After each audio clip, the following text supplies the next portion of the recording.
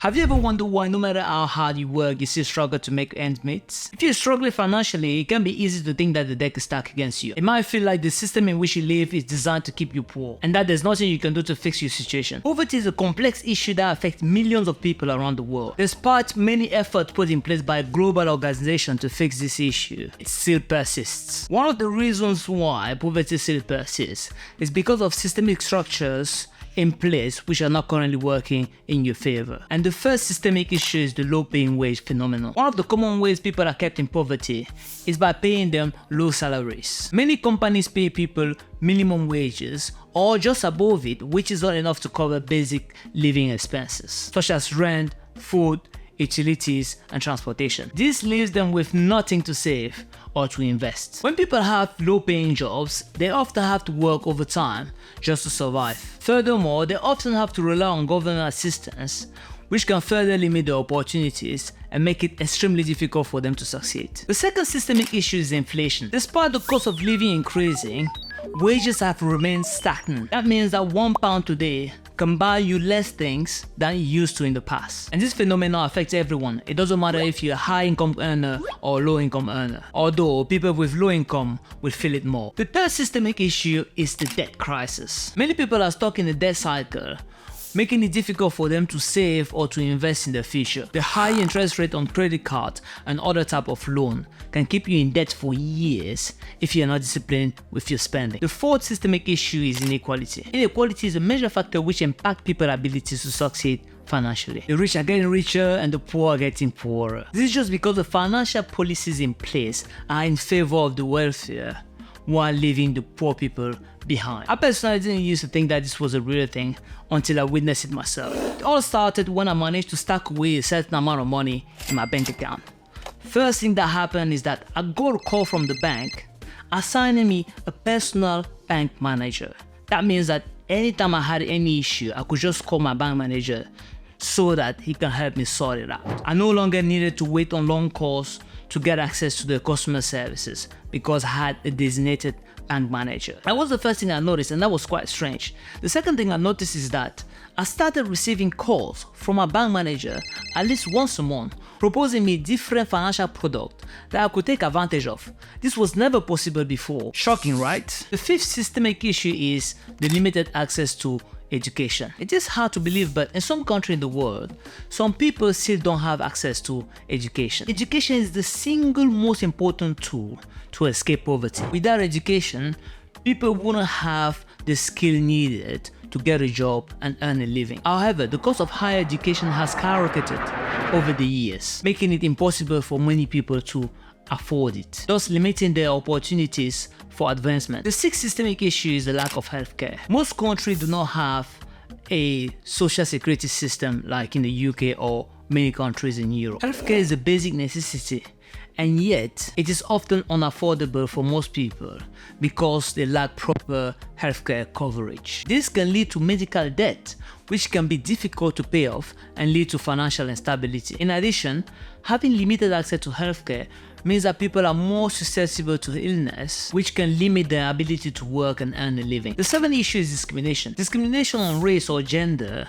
can also lead to financial instability. When people are discriminated against, they may not have the same opportunities as other people, which can make it difficult to improve their lives. The eighth systemic issue is the lack of affordable housing. According to the Office for National Statistics, the average salary in the UK in 2022 was £32,300 a year, and yet the average house price in the UK that same year was £294,000. That means, assuming no expenses and no mortgage on the house, it would take you 9 years to buy the house. But we all know that this is not realistic because you have to live.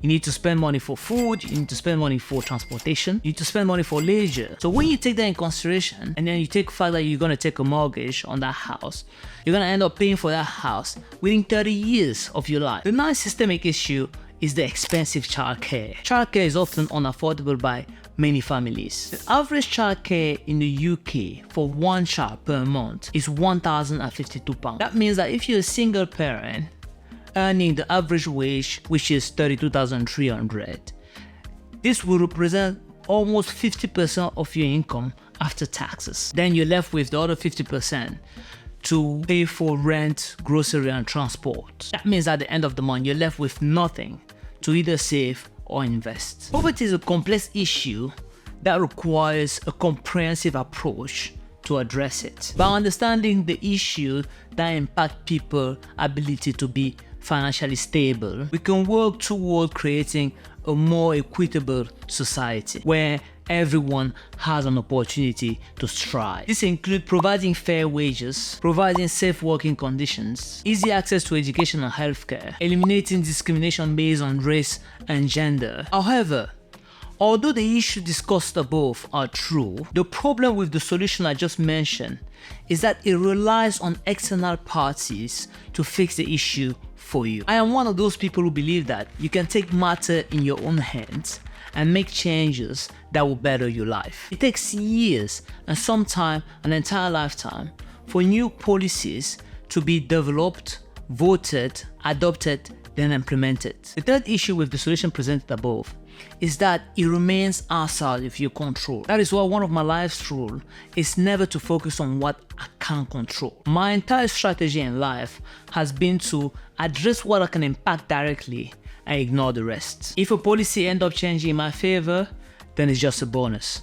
But I'm not sitting around or waiting for policy to be developed and implemented for me to benefit from them. The importance of taking responsibilities for one's own life and action is paramount. I apply this philosophy not only in financial matters but in all areas of my life. By taking ownership of your financial life, you can start to feel more in control and empowered. I believe that people have the power to make positive changes in their life, even in face of systemic issues such as poverty. As a result, here are some of my suggestions to resolve the issue that we discussed above. Number 1.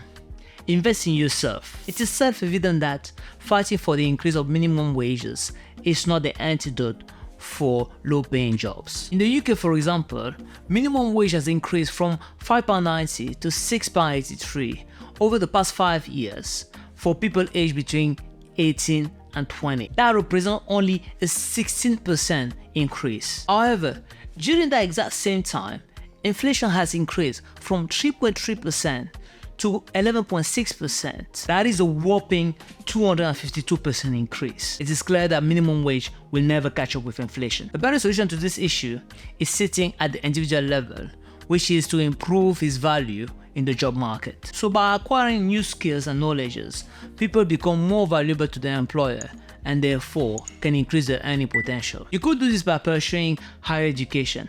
However, you will have to take out a loan because it has become extremely expensive. A better alternative now, and which is the one I prefer, is to take online classes or free videos on YouTube, which will achieve the same results. Another way to do this is to take advantage of employers' reimbursement tuition program or to look for scholarships and grants. Productivity in the entire world is increasing.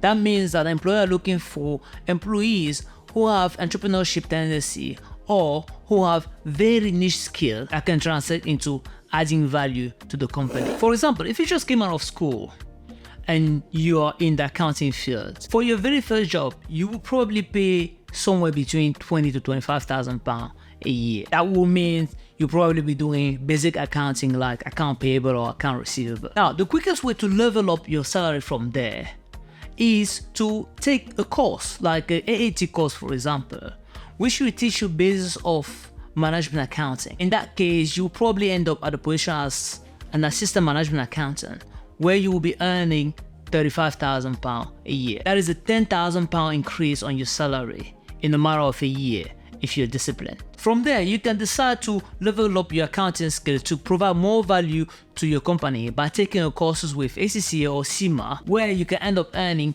45 to 50k a year by being a management accountant in that company, for example. That is an 80% increase in salary over 3 years only, which is far way better than chasing the increase of 16% in minimum wage. This is without taking in consideration the year-on-year salary increase that you will get for good performances, or without taking in consideration the fact that some company might actually pay those courses on your behalf. This above example works in every industry. increase your earning potential by increasing your skill set. Another option is to join a company at an entry level and after 5 to 10 years, becoming a top executive at that company. This can be heavily observed in sales jobs, for example. Such company will provide you with learning and development, teaching you sales tactic. It can be done internally or with a third party. Either way, it will still be payable by the company. The amazing thing is, you can take those skills with you. If you decide to leave that company and go to another company, it has been proven that the quickest way to advance your career is by moving through companies. I, for example, know a lot of people who have started an entry-level job in companies earning 20,000 a year and to now earning 120,000 a year after 7 to 10 years at those companies. You want to add to that quarterly and annual bonuses that you will be getting that will take you a long way from where you were 7 years ago or 10 years ago. If you live in a country where there's no access to internet or access to internet is so expensive, move countries. Go to a place where internet access is cheap to allow you to quickly improve your skills. In Cameroon, for example, which is my home country, internet access is not affordable to the average individual. In addition to the above, you can also consider reading books or watching YouTube channel about personal finances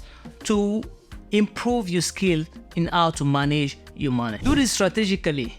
Set yourself sensible goals. Take ownership by tracking your progresses and seek for feedback because we are all very biased at evaluating our own progress. When trying to get a job, there's a few things that you need to keep in mind. The person on the other side interviewing you is just another human being like you. So be confident and relatable. You want to be able to sell yourself, not your CV. And the reason you want to do that is because there's 1,000 people out there who have the exact same CV as you, the same experience, who went to the same school as you, and who have the same degree.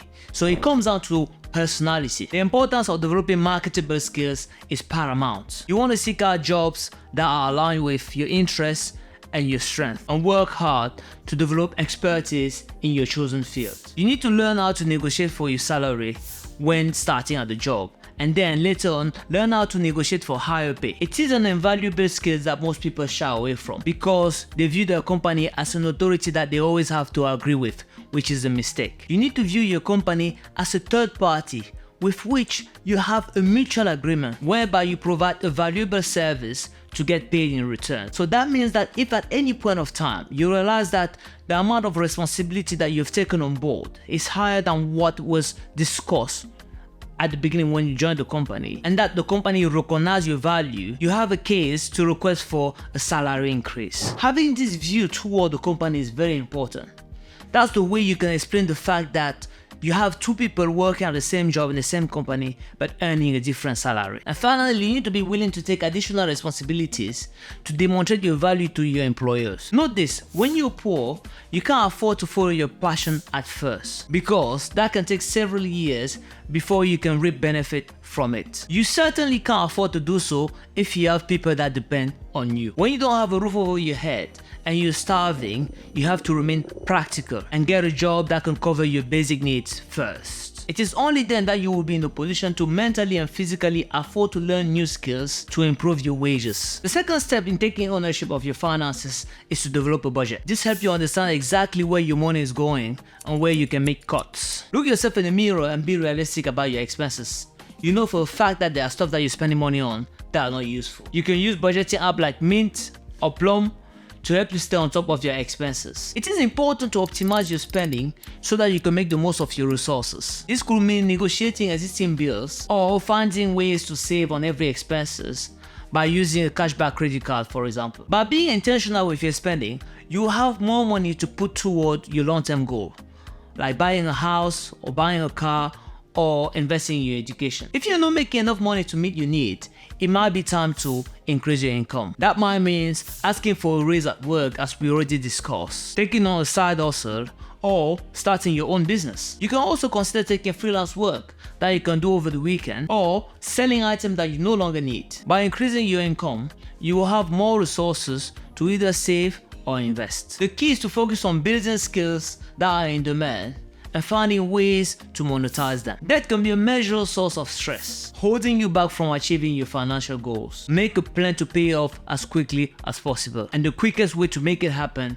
is by making extra payment toward your debt. The reason I advocate paying your debt first before starting investing is generally because the cost of debt is almost always higher than the return that you get on your investment. Therefore, it is a pointless exercise to try to invest whereas you still have debt. The only exception to this rule is if you have a mortgage, because mortgages are generally considered as rent payment. And assuming that you have a good credit score, the interest that you repay on that mortgage will always be low than the return that you will get on the market through a vehicle like the S&P 500, for example. You always want to make sure that you plan ahead. That's the main difference between rich people and poor people. During your lifetime, something bad is going to happen to you. That's just guaranteed. Now, you want to be able to take care of yourself when those bad things happen to you. You could lose your job, you could have an accident, you could get sick. So you want to make sure that you always have something aside in case one of those occur. As part of planning for the future, you want to think about the time that you will no longer be able to work. When you reach old age, you won't have the strength that you have today. Therefore, you want to make sure that you have invested enough during your lifetime so that when that time comes, you're covered. If you have kids, or you wish to have kids, you need to think about their college funds. Are you going to be able to finance them going to university? Are you going to be able to finance them taking online classes? You have to take all of this into consideration when you do your planning. It is important that you take care of your health.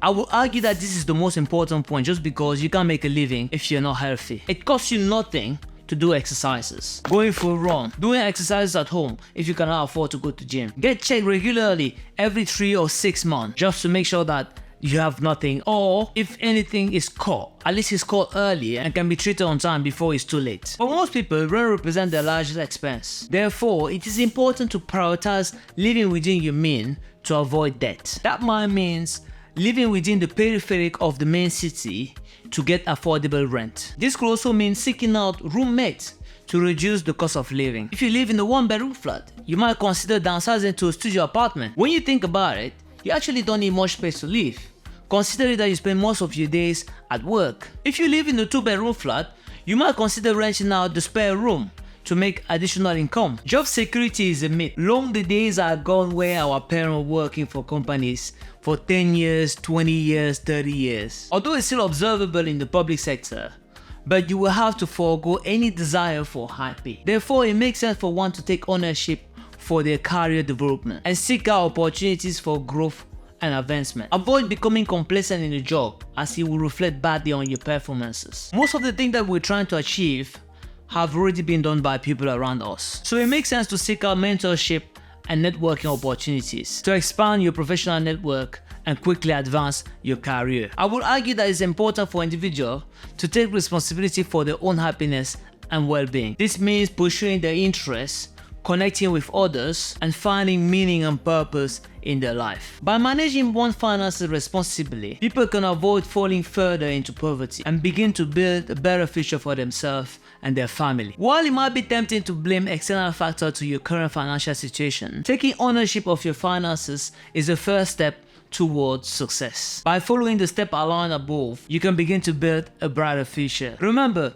you have the power to shape your own destiny and create the life that you want, even in the face of adversity.